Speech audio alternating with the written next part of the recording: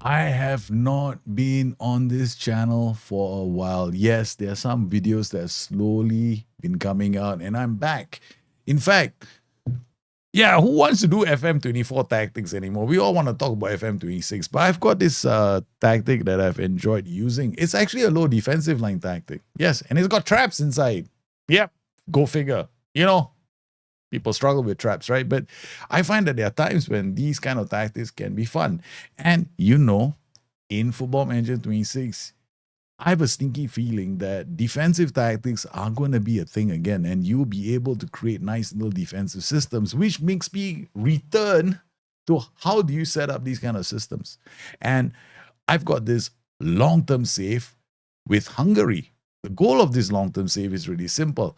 My challenge is to rebuild a nation, right? And I picked a decent club to do it with because I don't take too long. It's a chance for me to boost Hungary up the table of reputation and then eventually have more teams showing up in the final stages of the Champions League or the Europa Cup, all hailing from Hungary. These kind of saves take a really long time to do. Yes, and as such, I have to speed through the save, which means that there will be shorter little excerpts of that save on this channel. So without further ado, let's jump in and find out how this team has been doing, the background behind the save, before we jump into a game where I actually use a low defensive line mid-block system in an effort to make sure I don't lose. Now, again, this is a build a nation save. So there are certain things about building a nation. You can have a really difficult challenge by going to the lowest tier, picking a club up, and then doing everything from there, and that takes forever. So I decided to make it a bit more easier, but it's still going to take me quite a lot of time. I do apologize if I massacre the name of this club. Okay, to all my Hungarian friends, please forgive me. If you can help me, I do appreciate it. Ferencvárosi Torna Club is the club I'm managing in Hungary. They are favorites to win the title. So why take such an easy club? Well, because I could go to the lowest tier of Hungary, pick the worst club, and then spend another 15 years building up them up to a champion. Or I can just, the idea is to rebuild the whole nation. So I might as well start with the best club. And then it's still quite challenging because we still need to get all the other clubs in the land to a level where the entire reputation of the league goes up. That means that I have to develop talent, sell them back to the Hungarian clubs. Priority always has to be to help the Hungarian clubs out. Now, to do that, you need to be consistently in the Champions League, you need to be winning. On top of that, we need the club to invest in facilities. Now, we've got them up to 12 for training facilities, youth facilities. Finally, the board agreed on actually doing something about academy coaching, which is still a long way off. This is an indication that we're not there yet, even though in terms of recruitment, we can attract some of the best players in the land. However, once again, we're still a long way off. And if I go to the board, you can see that we have been continually going to them to get improvements. We managed to get them to improve the youth facilities, improving the training facilities. These have been completed. Naturally, the next thing I need to do is go to the club vision again, make a board request, go to finance and ask them to increase the junior coaching budget. This is going to, in turn, affect the average academy coaching. So hopefully the board comes back and says, yes, we want to invest. But the problem with that situation is your finances. You got to be in a healthy position where you're generating 3 to 4 million a year. Progressively, as those academies become better, you're looking at 10 million per year, and we're not there yet, actually. See, last season, we only made a profit of 2 million, so I'm still a long ways off, and I don't expect the board to say yes. In order for the board to start saying yes, this number has to go to 5 million consistently, and then I know the board is going to say yes. Furthermore, we have a bunch of youngsters in the club. We have some that came out through our youth development system last season. We got this guy called Patrick Kovacs. He's potentially somebody that we can look at for the next couple of seasons. We've got one mercenary, Christian Takacs, who's not that bad. Personality isn't that good. Of course, there is a way for you to get them mentored. Now, I don't promote them anymore into the first team. I find that that's pointless. What I normally do is I go to units and I add them here. So if I add a player from the under 19s from the defensive unit, let's look at some of these players, right? Let's look at Adam Madaras, for example, and say, okay, fine, I don't know him from Jack, so I'm just going to add him. Then we've added him here. So he's in the youth team. He's not in the senior team. Then all we got to do is go to mentoring. Now, I'm just going to clear this because I'm going to show you what I do. So we come in here, we ask the assistant to assign. When you ask the assistant to assign, he adds those players in the units into these mentoring groups. Now, is mentoring very effective? I don't bank on mentoring anymore. So once my squad becomes better, I'm just going to dump them. I'm just going to, dump the poor players. So here I got fairly loyal, fairly determined, balanced. Now, this isn't that bad. I mean, fairly loyal just means the player doesn't want to leave the club. Okay. It's not that bad. It's not great. But the problem is fairly determined is better than fairly loyal. So the question is, do I want to keep Daniel Radnotti, who's 19 years old? He's pretty, he's got some future, I think. We'll just leave it here. And then we'll come to this. Here we go. Fairly determined, balanced, and mercenary. Now, this is not too bad. So we're going to leave this group here because I definitely need Christian Takacs to be mentored. He's already in the senior team. But here, this guy is actually in the junior team. Then further, if you go down, this is the play we just added, Adam Madaraz. He's going to be in a team balanced and fairly professional. Not that. If he is fairly professional with balance and balance, we just kill this group. We don't need it anymore. Then we've got these players here. We've got balance, fairly determined, spirit. Actually, all these two personalities are better than this personality. So I'm going to drop this one. Here we've got fairly professional, balance, and balance. And this is very good. Adam Bagi can be mentored. What happens when you add a new group? Now, if you add a new group, this is what happens. See all those youth players, they're no longer in here. You got some players in units, right? So Adam Madras is here because they're already in this list over here, right? So we got Adam Madras. He's fairly professional. So if I come in here and I go to units now and I see a player, let's add a new player in, right? So we add from the offensive unit, we'll pick Varga. Okay, Zeteni Ishwan Varga. So he's now in this group. We go into the mentoring group. We're looking for a kid called Varga. You'll notice that his name doesn't appear. Right? So he's a young player. Notice that his name doesn't appear. So you can't really add a player yourself. You have to ask the assistant to assign. Once he assigns them, you can start adding them later. So as long as the assistant does the initial work for you, that's how this feature works. Now, it's a bit of a workaround, but it does actually work in the game. We are still a long way away from getting this sorted. In terms of competitions, where are we in the competition right now? Essentially, we are top of the table, 41.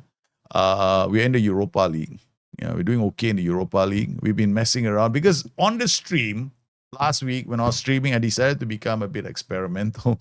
4-2-3-1, we played this. Then we played a 4-1-3-2 for the fun of it because we wanted to create a tactic because somebody asked about a tactic on the stream and we made one straight away and we did quite well. And then we switched to 4-2-3-1 again. We played a wide version of the 4-2-3-1 without DMs to show that it can actually work. And then we switched to the normal one with double DMs. And then after a while, somebody came in to ask about Ruben Amorim systems. We made a 5-2-2-1 here. And we played with this tactic. Then somebody came in and asked about a 4-4-2 diamond narrow. We created a 4-4-2 diamond narrow to show how that would work. And then somebody asked about a 3-4-3 and we created a 3-4-3 with 2 DMs and that worked too. And then we played a 4-3-3 narrow with 3 strikers in front. There is a voice in my head that says, you know what, this tactic might be okay, but it's not going to do well in Europe because we don't have the players. I mean, we played Dynamo Kiev and got thumped 4-0 playing a 3-4-3. And the problem with the 3-4-3 is we don't have the players for it. Now, I have another tactic, which is a 4-1-3-2. Now, the 4-1-3-2 can be quite defensive. So what we're going to do is we're going to say bye-bye to Amorim and hello to our 4-1-3-2, Hungary 4-1-3-2. Now, it's a low defensive line mid-block tactic. And it's got trap outside. So all we do is basically try and hoof the ball to these 2 players and hope for the best. And in this system, we can play with a couple of our players here. So, yeah, we're going to play against Villarreal. And we're going to hope that these players do the deed.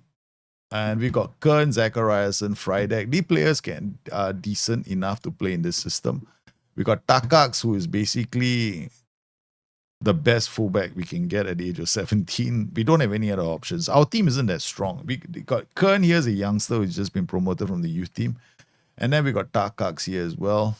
And that's about the best that we have. We got Varga and Kodro. I'm probably going to play Kodro as the target forward. We're going to be playing a low defensive line with a trap outside. And then, very one-dimensional counter-attacks, which is down the flanks. And then pass into space. Play our defense basically to draw the opposition onto us. And then after that, hit them into the spaces. We got these two. We got basically an inverted fullback here and a fullback on attack duty. It's still, we're hoping for the best. Okay. All right, here we go. Yes, we are playing against Villarreal. Now, Villarreal are a really good team. Let's put things in perspective. Okay, Villarreal, we expect them to thump us. But we're hoping that, somewhere along the way, our players muster up some courage. Now, Mazzala and Carrillo look great. So this is basically a tactic to leverage off the fact that we have a player here with jumping reach of 15 and another player here has got jumping reach of 16. Now, both great in the air, a twin strike force, and then we'll just hit as many crosses as we can into the area and hope for the best. It has worked for us. It did work for us against some of these European sides. So Kodro now with the ball. We're going a bit too fast. Kern looks for options. Goes back to Andreev, the goalkeeper. Cordoba, the Civic. Cordoba. There's a poor pass. I think we need to reduce the width. Adil comes in. It hits the woodwork. Kern with the ball. Plays it back to the goalkeeper. Clears the ball again. Let me check the width. Yeah, the width is fine. Pass into space, dribble less. Okay. Yeah, quality of the team is everything's relative at the end of the day. Good defending, again defended. So we're gonna be faced with a lot of attacks. DLP Mazzala, if the fullback can get the ball to the mass, is okay. But the problem is, he's not that good. So we're hoping that the extra numbers here make it harder for the Volante to get this job done. So the four of them are going to be up against our defenders. Kern here to Friday. Friday back to Cordoba. Cordoba looks like Neneba. Kodro, the player comes deep. Zachariason finds Musi, but Musi could not break through that defense, which isn't too bad. Zachariason looks like he's already picked up an injury. That's terrible news. Can you put the ball out to touch? Zachariason is still on the ground. He is a really important player for us. Zach, we're going to have to see if he can last until halftime. Okay, he's done okay. All right, first half is gone and ended. Wants to stay on, but injury is affecting him. Let's look at Romy. Romy will bring Romy on for him. Okay, at halftime. There's no point. I mean, if Romy is quite a decent player, although he's one of our top players. He's a star player. I like to use him quite a lot. But it's a decent substitution. But Takaks is lasting. If I have to, we'll have to take Takaks off. And on the bench, I'm looking for an option on the bench. You got Pasca. You can play Pasca. It's going to be played out of position. Yeah, all you Finnish people tell me. He came on my stream and told me why his name is so interesting. Okay, we're done okay. 70th minute, we're still defending quite well against them. Our low defensive line is doing its job. The question now is Barath. Barath, we're going to bring Barath on. I'm going to play Barath out of position for this guy. Pasca is coming. Yes. Leoran Pasca is going to come in for Civic. And then Shirley Fortune Basi for Varga. Then Friday we got Musi not playing well, so we're going to bring Kotinova. We'll bring Kotinova. So it was either substitute this player or this player. But because he's tired, I chose to substitute this player. So I've substituted the players in the weakest area in my tactic, I suppose. Barath does well. Romdane finds Shirley. Shirley looks to release our striker, but wasn't a great pass. Good work from Cordoba. Aneba again. We're defending reasonably well. Again, 9 minutes to go. Can we hold on? Okay, now we are playing a low defense and there's no PIs in my tactic, in case you're wondering, right? So it's a very simple tactic. It's a DLP holding position. Mazzala, this is basically a cross and hope tactic. I actually use player defense when I'm playing defensively. Because what I want to do is I want to draw teams high up the pitch so I can hit behind them. Because some of these teams are really good. Now, there's a lot of risk with player defense. The thing about player defense is it actually can create more space for your team. So especially if I have like two target forwards in front, or maybe a target forward and two strikers in front, I might have a winger on attack and a striker in front. I will look at player defense as a tag is something that works really well in the mid block or even a low defensive line tactic. Hope that they can last. Okay, so we're gonna do time wasting. Now I'm gonna add time wasting, which is something I rarely do. Okay. And I'll leave it. We're still playing pass into space. We're hoping that we can last. We're hoping that we make it really hard for Villarreal. We got about 1.5 minutes. They got a corner.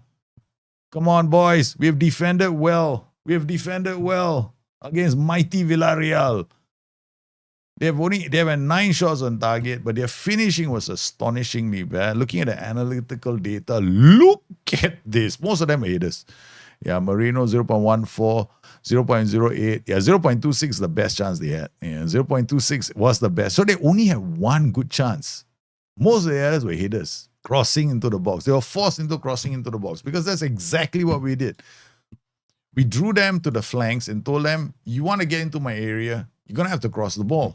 And it worked. This simple trap outside, which basically funneled their play down the flanks. And I told them, you want to score goals? You're going to do it by crossing the ball. And we kept it simple. We don't play. So we have this throw it long, distribute to the flanks if we have to. And then play our defense. It worked. So our 4-1-3-2 did the job. Our 4-1-3-2 has been rugged away from home, especially in Europe. And I'm happy with this tactic. It's a tactic that I like because it's a simple system. And it's a one system that uses traps. Can we continue this run? It's possible for us to do this, but it'll be quite fun because we continue the stream. We do stream this series on Mondays, Tuesdays, and Thursdays. So if you want to catch up with the adventures of my crazy manager in Hungary, please join me on the stream on btnlive.com. We are dual streaming this. So we have it on Twitch and we have it on YouTube. The reason why I'm doing that is so that these series are available because a lot of people came back to me and said, Daljit, I'm trying to find a Destiny series where you played against this team with 200 CA, 200 PA, and we can't see those shows anymore. That's because of Twitch. So I dual stream now so that you can watch all these matches back. So please stay high. Drop in. Let me know what you think of the series. Let me know what you think of this video. And of course, I've got another series coming very, very soon. I'm working on that for FM26, where I'm going to manage 2 teams concurrently in FM26. I'm going to manage, I'll tell you the safe idea right now. We're going to manage a women's team and a men's team. Not at the same time with the same manager. Of course, we need 2 different managers for that. But we're going to have 2 saves in the same world. I want to see if that's possible on Football Manager. The second thing I want to see happen, both teams are going to have the same training schedules, the same tactics, and the same approach. Will it work? That is something I want to try because I want to see what FM26 has to offer. And that's my safe idea for FM26. Let me know what you think about that safe idea in the comments below and whether you'd be interested in seeing it. In fact, let me know any other ideas that you might have for the future of Football Manager 26. Now, I hope you enjoyed today's show. I'm streaming. Catch me then. Please drop in, say hello. Take care of yourselves. I'll see you again soon. Bye-bye.